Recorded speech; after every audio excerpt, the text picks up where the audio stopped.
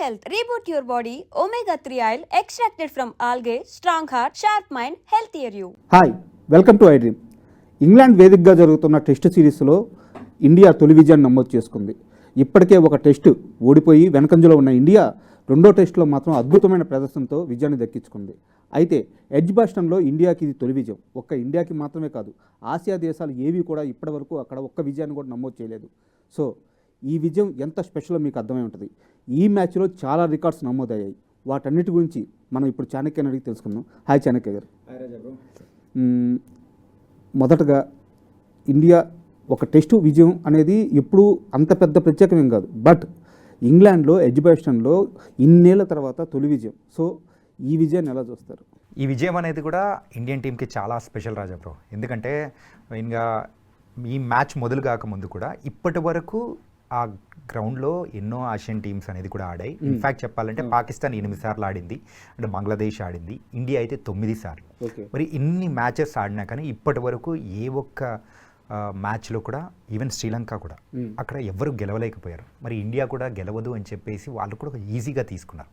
అది కూడా ఒక పాజిటివ్ అని అనుకున్నారు. కానీ గిల్ సేనను కొంచెం తక్కువ అంచనా వేశారేమో అనిపించింది, కానీ వాళ్ళు మాత్రం వాళ్ళ ప్రతాపం ఏంటో చూపించారు. ఇన్ఫ్యాక్ట్ ఇందులో మెయిన్గా ఇండియన్ టీంకి కలిసి వచ్చిన అంశాలు అనేది కూడా చాలా ఉన్నాయి. కానీ ఈ ఒక టెస్ట్ అనేది ఎందుకు స్పెషల్ అనేది కూడా మనం ఒకసారి మాట్లాడుకుందాం. 2021లో ఆస్ట్రేలియాలో ఉన్న గాబా టెస్ట్ అనేది కూడా మనకు ఒక అపురూపమైన విజయాన్ని సొంతం ఎలా చేసుకుంది. అక్కడ కూడా మనకు విజయాలు లేవు అండ్ ఇంతవరకు గెలవలేదు అనుకున్న టైంలో అక్కడ విజయాన్ని కూడా నమోదు చేశారు. అది కూడా చారిత్రాత్మక విజయం. అలాగే ఇది కూడా సో హిస్టరీ బుక్స్లో అయితే ఈ 2 విజయాలు అనేది కూడా ఖచ్చితంగా మరి ఇండియన్ టీమ్ నమోదు చేసింది. It is unforgettable. ఇంకా ఎన్నో ఇయర్స్ టెస్ట్ క్రికెట్ గురించి మాట్లాడుకుంటే ఇండియన్ టీం గురించి ఈ 2 విజయాలు మాత్రం ఖచ్చితంగా మాట్లాడుకుంటారు. ఒకప్పుడు ఇంగ్లాండ్లో టెస్ట్ అంటే బ్యాట్స్మెన్లు భయపడేవాళ్ళు. సో అక్కడ ఉండే పిచ్లో ఆ బౌన్స్ కానీ ఆ పేస్ కానీ సో చాలా భయంకరమైన ఒక సిచ్యువేషన్ ఉండేది బ్యాట్స్మెన్స్కి. బట్ ఈ సిరీస్ చూస్తే అక్కడ అన్ని భారీ స్కోర్లు నమోదవుతున్నాయి. ఈ ఎడ్జ్బాస్టన్ టెస్ట్లో అయితే ఏకంగా 1000కి పైగా పరుగులు నమోదు చేసింది టీమిండియా. సో ఎందుకు ఇంగ్లాండ్లో అలాంటి పిచ్లు వాళ్ళు ప్రిఫర్ చేస్తున్నారు? ఇన్ఫ్యాక్ట్ ఇది కూడా చాలామందికి కూడా కొంచెం సర్ప్రైజింగ్ అనిపించింది. అండ్ అక్కడ కామెంటరీ చేస్తున్న రవిశాస్త్రి గారు కానీ అండ్ మైకెల్ వాన్ గారు కానీ అండ్ దాంతోపాటు కూడా హుస్సేన్ గారు, వీళ్ళందరూ కూడా ఎక్స్పర్ట్స్ వాళ్ళందరూ ఉన్నప్పుడు అరే మేము ఆడుతున్న టైంలో ఉన్న పిచ్చెస్ కాదు ఇది, దిస్ సంథింగ్ డిఫరెంట్ అనుకున్నాం. ఇన్ఫ్యాక్ట్ అక్కడ ప్రాక్టీస్ చేస్తున్న టైంలో కూడా పిచ్చెస్ మీద ఉన్న గ్రాస్ అనేది కూడా చూసి ఫాస్ట్ బౌలర్స్ పండగ చేసుకుంటారని ప్రతి ఒక్కరు కూడా అనుకున్నాము. సో అలాగే అవుతుంది అనుకుంటా. కాకపోతే 1 డే బిఫోర్ సో అక్కడ కండిషన్స్ ఇంగ్లాండ్కి ఫేవరబుల్ కావాలి. ఏంటంటే ఎవరైతే హోస్టింగ్ చేస్తున్నారో ఆ టీంకి ఫేవరబుల్ అవ్వాలనే సిచ్యువేషన్స్తో సో దానికోసం వాళ్ళు ట్రై చేశారు. అందుకోసమే నీట్గా ఆ షేవ్ అనేది కూడా చేసేసారు. గ్రాస్ అనేది లేకోకుండా ఒక ఫ్లాట్ పిచ్చెస్ అనేది కూడా వాళ్ళు ఇవ్వడం అనేది కూడా మనం చూస్తున్నాం. మెయిన్గా ఫస్ట్ టెస్ట్లో అయితే ఫ్లాట్ పిచ్ ఇవ్వడం అనేది కూడా ఓకే. కాకపోతే సెకండ్ పిచ్లో అంటే సెకండ్ మ్యాచ్ కూడా ఫ్లాట్ పిచ్ ఇవ్వడం అనేది కూడా చాలామందికి కూడా ఆశ్చర్యం వేసింది. ఎక్స్పర్ట్స్ అందరు కూడా చెప్పారు, అంటే నిన్న మొన్నటి వరకు కూడా మంచి గ్రాస్ ఉంది, ఆ కండిషన్స్ అనేది కూడా చూస్తూ ఉంటే మరి ఫాస్ట్ బౌలర్స్ అనే వాళ్ళు కూడా అసలు పండగ అంటారని నేను అనుకున్నాం. ఇన్ఫ్యాక్ట్ ఇంకా హైలైట్ చెప్పాలి అంటే ఆకాష్ దీప్ కూడా సో తన ఒక కోపాన్ని కూడా వెలగక్కున్నాడు. ఏంటంటే ఏంటిది, సో మేము ఇంగ్లాండ్కి వచ్చేదే అంటే వికెట్స్ తీయడానికి అని చెప్పేసి అని అనుకుంటాము, స్వింగ్ బాగా జరుగుతుంది, కానీ ఈ పిక్చర్స్ చూస్తుంటే మాత్రం అలా లేదు అని చెప్పేసి తన కోపాన్ని కూడా వ్యక్తపరిచాడు. అంటే ఇంగ్లాండ్ ఎందుకు ఈ డిసిషన్ తీసుకోవడం కారణం బూమ్రా ఎఫెక్ట్ అనుకోవచ్చు? ఆబ్వియస్లీ, ఎందుకంటే అటు సైడ్ ఇంగ్లాండ్ బౌలర్స్ ఒకసారి అబ్జర్వ్ చేసుకుంటే మంచి రికార్డ్స్ ఉన్న వాళ్ళు లేరు.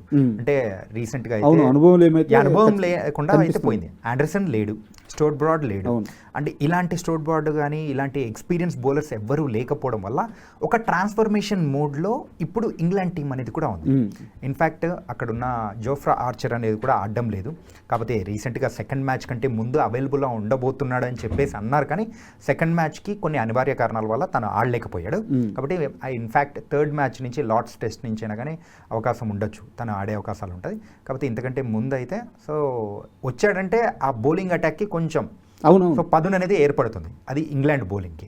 కాకపోతే కమింగ్ టు మన ఇండియన్ టీం బౌలింగ్ అయితే ఎవ్వరు ఎక్స్పెక్ట్ చేయని విధంగా బుమ్రా ఆడితే సో తనకు ఇలాంటి పిచ్ ఇస్తే ఇంగ్లాండ్ బ్యాట్స్మెన్స్ అందరినీ కూడా మొత్తం వాష్ అవుట్ చేపించేస్తాడు, మనమైతే ఇంకా లేదు అని చెప్పేసి అనుకున్నారు. కాకపోతే మన ఇండియన్ టీం ఏం చేసిందంటే బుమ్రా ఆడుతున్నాడా లేదా అని చెప్పే విషయం మాత్రం లాస్ట్ మినిట్ వరకు కూడా మొత్తం కంప్లీట్గా ఇలా హైడ్ చేసింది.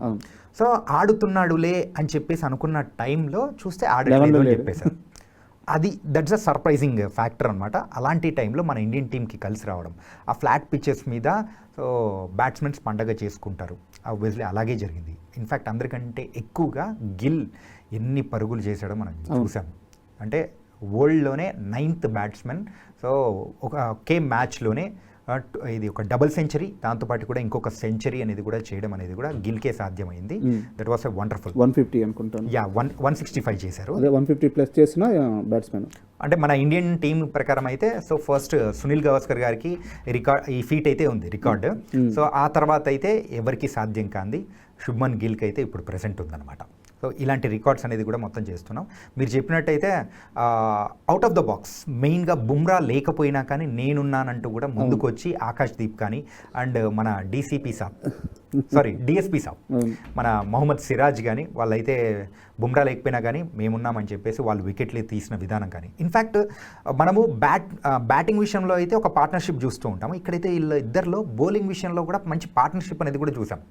ఇన్ఫ్యాక్ట్ అక్కడ జరిగింది కూడా చాలామంది చెప్పారు ఏంటంటే మ్యాచ్ అయిపోయిన తర్వాత వాళ్ళు మాట్లాడుకునే టైంలలో కూడా సో 4 వికెట్స్ నీకున్నాయి ఆకాష్ దీప్, నువ్వు తీస్తావా అని చెప్పేసి సిరాజ్ అడిగినప్పుడు లేదు బాయ్ కిస్మత్లో రాసి పెట్టుంటే అంటే వస్తుంది, సో అలాంటప్పుడు టెన్షన్ పడద్దు మీరు వెళ్ళి చేయండి అని చెప్పేసి ఇలాంటి పార్ట్నర్షిప్ అనేది కూడా బౌలింగ్ పార్ట్నర్షిప్ అనేది కూడా చూసాము.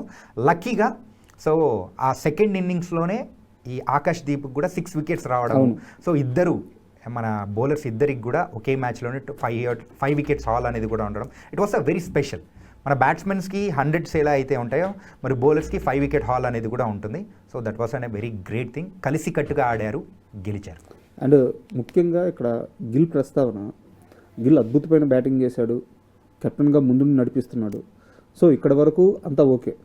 బట్ ఇప్పుడు గిల్ ఆట చూసిన వాళ్ళు కొంతమంది గిల్ని కోహ్లీతో పోలుస్తున్నారు. కోహ్లీకి ఖచ్చితంగా గిల్ రీప్లేస్మెంట్ అవుతాడు అని చెప్పి ఒక స్టేట్మెంట్ ఫార్వర్డ్ చేస్తున్నారు. కొంతమంది మాత్రం ఇది టూ ఎర్లీ, అప్పుడే కోహ్లీతో పోల్చకూడదు, అంటే ఒక లాంగ్ టైం ఆ సస్టెనిటీ ఉంటే మాత్రమే మనం అలా చూడొచ్చు, కానీ 1-2 టెస్ట్ మ్యాచ్లు, ఒక సిరీస్, 2 సిరీస్లు చూసి అలా పోల్చకూడదు అంటున్నారు. ఈ విషయంలో మీ అభిప్రాయం ఏంటి? గిల్ విషయంలో వాళ్ళు ఏదైతే అనుకుంటున్నారో మెయిన్గా ఒక లాంగ్ టర్మ్ కెప్టెన్ అనే వాళ్ళు మన ఇండియన్ టీంకి కావాలి, ఉంటే బాగుంటుందని గిల్ మీద నమ్మకం పెట్టారు. ఆ నమ్మకాన్ని ఒమ్ము చేయకుండా ఇన్ఫ్యాక్ట్ సారథి ముందుండి నడిపించడం అనేది చాలా తక్కువ సమయంలోనే తక్కువ టీమ్స్ విషయంలోనే చూస్తున్నాం.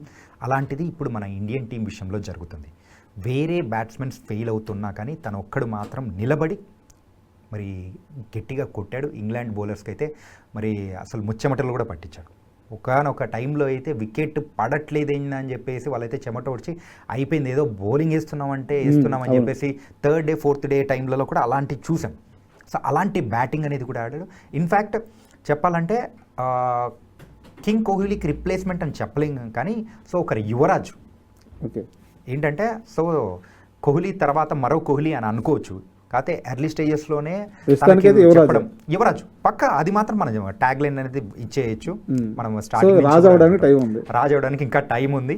సో ఎందుకంటే తన ముందున్న ఛాలెంజెస్ మెయిన్గా ఫస్ట్ వచ్చిన ఛాలెంజే ఈ ఇంగ్లాండ్ సిరీస్లో గెలిచాడంటే ఇప్పుడు ఎవరైతే తన వైపు చూపించిన వేళ్ళు అనేది కూడా సైలెంట్ అయిపోయే అవకాశాలు ఉంటాయి. కానీ ఫస్ట్ మ్యాచ్ గెలవాల్సిందే, కానీ అక్కడైతే బౌలింగ్ విషయంలో అయినా కానీ అండ్ ఫీల్డింగ్ విషయంలో చేసిన తప్పుదాలు ఏదైతే ఉన్నాయో సెకండ్ మ్యాచ్లో మాత్రం పునరావృతం అవనికోకుండా చేసుకున్నారు. సో ఆ మిస్టేక్స్ నుంచి నేర్చుకోవడం అనేది కూడా ఇక్కడ చాలా బాగా కనిపించింది. ఇన్ఫ్యాక్ట్ ఎప్పుడైనా కానీ కెప్టెన్ ఫీల్డ్లో ఉన్నప్పుడు బౌలర్స్ని మెయిన్గా టెస్ట్ మ్యాచెస్లో ఆ రొటేషన్ చేసే విధానం ఒకటి ఉంటుందన్నమాట. ఆ రొటేషన్ చేసిన విధానం అనేది కూడా శుభ్మన్ గిల్ అండ్ గంభీర్ కానీ సో వీళ్ళ కోఆర్డినేషన్ అనేది కూడా చాలా చక్కగా ఉపయోగపడింది. ఎగ్జాక్ట్లీ మనం వరల్డ్ కప్ టైంలో ఎప్పుడైతే మనం గెలిచామో సో T20 వరల్డ్ కప్ ఆ టైంలో అంటే ఛాంపియన్స్ ట్రోఫీ కానీ గెలిచిన తర్వాత ఎలాంటి నవ్వు అయితే చూస్తామో అలాంటి నవ్వే ఇక్కడ కూడా మనం చూసాము. ఎందుకంటే ఒక గొప్ప విజయం కాబట్టి అండ్ అక్కడ వాళ్ళను బౌలర్స్ని యూజ్ చేసుకున్న విధానం ఏంటంటే టెస్ట్ మ్యాచెస్లో ఎక్కువగా బౌలర్స్ అనేవాళ్ళు ఇలాంటి పిచ్చర్స్ మీద లాంగ్ ఫార్మాట్ బౌలింగ్ అనేది కూడా వెయ్యాలి, అలసిపోతూ ఉంటారు. అలా అలసిపోకుండా సో ఏ ఎండ్ నుంచి అయితే ఎవరు బౌలింగ్ వేస్తే బాగుంటుంది, ఇంకో ఎండ్ నుంచి స్పిన్నర్స్ని మనం ఉపయోగిస్తే బాగుంటుంది, రఫ్ సైడ్ అని ఇలాంటివన్నీ క్యాల్కులేట్ చేసుకొని సిచ్యువేషన్కి తగ్గట్టు తన టాక్టిక్స్ అనేది కూడా ఉపయోగించాడు, దాంతో విజయాన్ని అనేది కూడా దక్కింది. అండ్ ఇప్పుడు దాకా మనం సిరాజ్ గురించి, ఆకాష్దీప్ గురించి, గిల్ గురించి మాట్లాడుకున్నాము. అయితే ఇప్పటివరకు జరిగిన ఈ 2 టెస్ట్ మ్యాచ్ల్లో మనకి సర్ప్రైజింగ్గా ఒక ముగ్గురు మాత్రం చాలా మంచి పర్ఫామ్ చేస్తున్నారు. సో వాళ్ళలో కేఎల్ రాహుల్ ఓపెనింగ్ అయితే కానీ, అండ్ పంత్ మిడిల్ ఆర్డర్లో పంత్ ఆడే ఆ ఫాస్ట్ బ్యాటింగ్ ఏదైతే ఉందో అది, అండ్ జడేజాకి ఇది వరకు మ్యాచ్లు చూస్తే టెస్టుల్లో కానీ వేరే ఫార్మేట్లో కానీ జడేజా బ్యాట్తో కాంట్రిబ్యూట్ చేసిన సందర్భాలు చాలా తక్కువైపోయింది. రైట్. బట్ ఈ సిరీస్లో మాత్రం చాలా కాన్ఫిడెంట్గా కనిపిస్తున్నారు. ఈ ముగ్గురు రోల్ ఎలా చూస్తారు మీరు? సో ఫస్ట్ మనం కేఎల్ రాహుల్ విషయానికి వచ్చామంటే, కేఎల్ రాహుల్ ఉన్న టీం అందరిలో కల్లా he's experience batsmen, in fact experience teammate అనమాట. సో ఆయనకున్న ఎక్స్పీరియన్స్తో మిగతా వాళ్ళందరినీ కూడా చీరప్ చేస్తూ ఒక పెద్ద మనిషి హోదాలో అట్లా చేయాలి. సో దానికి తగ్గట్టే ఆ బ్యాటింగ్ విషయంలో కూడా ఆ ఓపెనింగ్ పార్ట్నర్షిప్ ఏదైతే జైస్వాల్తో రావాలో, సో దానికి తగ్గట్టు ఒక ఇన్నింగ్స్ను కూడా కన్స్ట్రక్టివ్గా చేసుకుంటూ వస్తున్నాడు. ఎందుకంటే ఒకవేళ సీనియరే పడిపోయాడంటే జూనియర్స్ అంటే కొత్తగా వచ్చి ఆడే వాళ్ళకు ఎలా ఆడాలనో అర్థం కాదు. అరే అన్నీ ఆడలేకపోయాడు, మనం ఎలా ఆడగలుగుతామని ఒక భయం అనేది కూడా అంటే ఇన్బిల్ట్ ఒకటి వచ్చేసింది అనుకోండి. సో అక్కడ మిగతా టీం అనేది కూడా కొలాప్స్ అయిపోయే అవకాశాలు ఉంటుంది. అలా అవ్వకూడదని చెప్పేసి ఆచితూచి జాగ్రత్తగా ఒక కన్స్ట్రక్టివ్ ఇన్నింగ్స్ అనేది కూడా ఆడుతూ వచ్చాడు కేఎల్ రాహుల్. దాంతో ఒక అన్సంగ్ హీరో ఇన్నింగ్స్ అనేది కూడా ఈ 2 మ్యాచెస్లో మనం చూసాం. ఇన్ఫాక్ట్ జైస్వాల్ నుంచి కూడా చాలా మంచి ఓపెనింగ్ పార్ట్నర్షిప్ ఓపెనింగ్ పార్ట్నర్షిప్స్ వస్తున్నాయి, కానీ అది సెంచరీ వరకు రావట్లేకపోతుంది. అసలు జైస్వాల్ ఖచ్చితంగా ఆడతాడు అన్నట్టు అయిపోయింది పరిస్థితి. ఒక ప్రామిసింగ్ బ్యాట్స్మెన్ అయితే ఉన్నాడని చెప్పేసి. అండ్ దెన్ తర్వాత పంత్ విషయానికి వచ్చేటప్పుడు పంత్ గురించి మనం ప్రత్యేకంగా మాట్లాడుకోవాల్సిన అవసరం లేదు. He's a hero. So hero of the Indian team అనమాట. సో తను ఫస్ట్ మ్యాచ్లో ఎలాంటి అయితే ఇన్నింగ్స్ చూసామో అండ్ సెంచరీస్ చూసామో, అలాంటి సెంచరీ తర్వాత చేసుకున్న సెలబ్రేషన్స్ కానీ that was one wonderful thing. అలాంటిదే ఇక్కడ మనం సెకండ్ ఇన్నింగ్స్లో తను ఆడిన బ్యాటింగ్ అయితే that was an very fabulous. ఆ టైంలో మ్యాచ్ని మెయిన్గా ఒక స్వరూపం మార్చాలి అండ్ ఇంగ్లాండ్ బౌలర్స్ని అయితే కొంచెం చిరెత్తిచ్చాలి. ఏంటంటే వాళ్ళకి చిరాకు తెప్పిస్తేనే వాళ్ళైతే కంప్లీట్గా లై తప్పుతారు. సో అలాంటి టైంలో అయితే మనం రన్స్ ఎక్కువ రాబట్టచ్చు. మెయిన్గా ఏంటి, సెకండ్ ఇన్నింగ్స్లో లీడ్ దక్కింది, కానీ దాన్ని పెద్ద స్కోర్ అనేది టార్గెట్గా పెట్టాలి అని అంటే ఎవరో ఒకరు కొంచెం మనము ఒక డిస్ట్రక్టివ్ బ్యాట్స్మెన్ ఒకటి రావాలి. వెళ్ళి మనకు పంత్ అయితే అట్లాంటి బ్యాట్స్మెనే కాబట్టి అలాంటి బ్యాటింగే ఆడాడు. టెస్ట్ మ్యాచెస్లో రన్ పర్ బాల్ అట్లా ఆడడం అనేది చాలా తక్కువ మందే చూస్తూ ఉంటాము. అలాంటిది తను ఆడిన షాట్ కానీ సో చాలా డిఫరెంట్గా ఉన్నాయి. అలాగే మెయిన్గా వాళ్ళు ఏదైతే ప్లాన్ అనుకున్నారో, పంత్ నుంచి ఎలాంటి ప్లాన్ అయితే కావాలనుకున్నారో అలాగే ఎగ్జిక్యూట్ చేశాడు. And Jadeja second innings batting విషయానికి వచ్చేటప్పుడు చాలామంది కూడా ఏంటంటే తన మీద కొంచెం నోరు పారేసుకున్న సందర్భాలు అయితే ఉన్నాయన్నమాట. మిగతా వాళ్ళందరూ కూడా చాలా అద్భుతంగా ఆడుతున్నారు. ఆ టైంలో మంచి బాల్స్ పడుతున్నా కానీ దాన్ని బౌండరీస్కి తరలించవచ్చు, అయినా కానీ అది అంటే బౌండరీస్ తరలించకుండా చాలా స్లోగా ఆడుతున్నాడు. ఇన్ఫ్యాక్ట్ ఒకనొక టైంలో అయితే సో తన స్ట్రైక్ రేట్ వచ్చి 30కి పడిపోయింది. 30 to 40 మధ్యలో పడిపోయినా కానీ అరే ఏంటి ఇలా ఆడుతున్నాడు జడేజానైనా అనుకున్నాం. కాకపోతే అక్కడ ఏంటంటే వికెట్లు పడకుండా ఎక్కువ టార్గెట్ పెట్టడం కోసం జడేజాని సో అక్కడ ఒక యాంకర్ ఇన్నింగ్స్ అనేది కూడా ఆడాలని ట్రై చేశారు. ఇంగ్లాండ్కి ఎక్కువ ఓవర్లు కూడా ఉంచకూడదు. సో వాళ్ళ మైండ్ సెట్ గత 2-3 సంవత్సరాల నుంచి ఎలా ఉందంటే మ్యాచ్ పోయినా పర్లేదు టార్గెట్ చేంజ్ చేయడం అనే ఆ ఉద్దేశంతోనే వాళ్ళు క్రికెట్ ఆడుతున్నారు. ఎగ్జాక్ట్లీ. ఈవెన్ బ్రూక్ కూడా అదే చెప్పాడు అనమాట, ఎంత టార్గెట్ ఇచ్చినా కొడతామని చెప్పి. అలాంటప్పుడు జడేజా కూడా ఫాస్ట్గా ఊపేసి ఈవెన్ ఇప్పుడు ఈ 600 టార్గెట్ ఏదైతే ఉందో అది వచ్చినా సరే వాళ్ళకి ఇంకా ఎక్కువ ఓవర్లు ఉండుంటే సో ఖచ్చితంగా వాళ్ళ యాటిట్యూడ్ ప్రకారం చూసి అది డేంజరే. ఉన్నాయి కదా ఆడదాంలే అనే యాటిట్యూడ్ అనమాట. అవును. సో అలా ఆ ఛాన్స్ కూడా లేకుండా వాళ్ళ యుగం దెబ్బ కొట్టినట్టు కూడా అయింది జడేజా ఎక్కువ బాల్స్ ఫేస్ చేయడం. అండ్ ఫైనల్గా థర్డ్ టెస్ట్ లార్డ్స్లో జరగబోతుంది. సో ఇక్కడ నాకు అతిపెద్ద డౌట్ ఏంటంటే బుమ్రా తిరిగి వస్తాడా? బుమ్రా పక్కా వస్తాడు. ఎందుకంటే లార్డ్స్ అనేది కూడా ఒక చారిత్రాత్మకమైన గ్రౌండ్. సో అక్కడ ఆడాలని ప్రతి ఒక్కరికి కూడా అనుకుంటూ ఉంటారు. అలాగే ఇన్ఫ్యాక్ట్ లార్డ్స్ గ్రౌండ్లో బుమ్రాకి చాలా మంచి రికార్డ్ అనేది కూడా ఉంది. లాస్ట్ టైం ఆడినప్పుడు చాలా మంచి వికెట్స్ అనేది కూడా తీశారు. అండ్ ఇన్ఫ్యాక్ట్ సెకండ్ మ్యాచ్లో ఎందుకు ఆడించలేదు అంటే సెకండ్ అండ్ థర్డ్ మ్యాచ్కి చాలా తక్కువ టైం అనేది కూడా ఉంది, గ్యాప్ అనేది కూడా ఓన్లీ 3 days మాత్రమే ఉంది. ఈ 3 days టైంలో సో మళ్ళీ బుమ్రా రికవర్ అయ్యి ఆడడం అనేది కూడా చాలా వెరీ డిఫికల్ట్. మన వాళ్ళ ప్లాన్ ఎలా ఉన్నిందంటే సెకండ్ మ్యాచ్లో ఆడకపోయినా కానీ లార్డ్స్ మైదానంలో ఆడారంటే సో అప్పుడు ఒక తనకు కూడా అంటే అచ్చొచ్చిన గ్రౌండ్లో ఆడారంటే చాలా మంచి వికెట్స్ తీసే అవకాశాలు ఎక్కువగా ఉంటాయి. ఒక పాజిటివ్ ఇంటెంట్తో కూడా వికెట్లు తీయొచ్చు. ఆ టైప్లో మన బుమ్రాని పెట్టారు. కాబట్టి ప్రసిద్ధ్ కృష్ణ ప్లేస్లో అయితే మనం బుమ్రాని మనం ఈ థర్డ్ మ్యాచ్లో అయితే పక్కా చూడబోతున్నాం. Okay, and final question, Karun Nair. Yeah, so తనకి అవకాశాలు అయితే ఇప్పుడు వస్తున్నాయి. తను పడిన స్ట్రగులు అది అందరికీ తెలుసు, ఆ పెయిన్ అందరికీ తెలుసు. బట్ అవన్నీ దాటుకొని టీంలోకి ఎంట్రీ ఇచ్చాడు. బట్ ఈ 2 టెస్టులో కూడా ఛాన్సులు వచ్చినాయి. బట్ పర్ఫార్మెన్స్ పరంగా అయితే కరుణ్ నాయర్ నిరాశపరుస్తున్నాడు. సో కరుణ్ నాయర్ కెరీర్ ఏ దిశగా వెళ్తుంది? దాని గురించి మనం ప్రెజెంట్ టెన్షన్ పడాల్సిన అవసరం లేదు. ఎందుకంటే ఒక సీనియర్ ప్లేయర్, ఆల్రెడీ ఇంగ్లాండ్లో బోల్డెంత క్రికెట్ ఆడిన ప్లేయర్. కాకపోతే చాలా సంవత్సరాల తర్వాత మరి ఇండియన్ టీంలోకి అడుగు పెట్టాడు కాబట్టి ఖచ్చితంగా కొంచెం ఒక అంటే సెటిల్ అవ్వడానికి కూడా కాస్త టైం తీసుకునే అవకాశాలు అనేది కూడా ఉంటుంది. ఇప్పుడైతే ఈ 2 మ్యాచెస్లో తన దగ్గర నుంచి చూసింది ఎక్స్క్యూజెసే అనుకోవచ్చు. ఇన్ఫాక్ట్ ఫస్ట్ మ్యాచ్లో అయితే ఇంకా సింగిల్ డిజిట్లోనే అవుట్ అయిపోయిన సందర్భాలు. కానీ సెకండ్ మ్యాచ్ వచ్చేటప్పటికి 20-30 వస్తున్నాయి. యా, 20-30 వస్తున్నాయి. కాకపోతే దాని నుంచి ఇంకొంచెం ముందుకెళ్దాం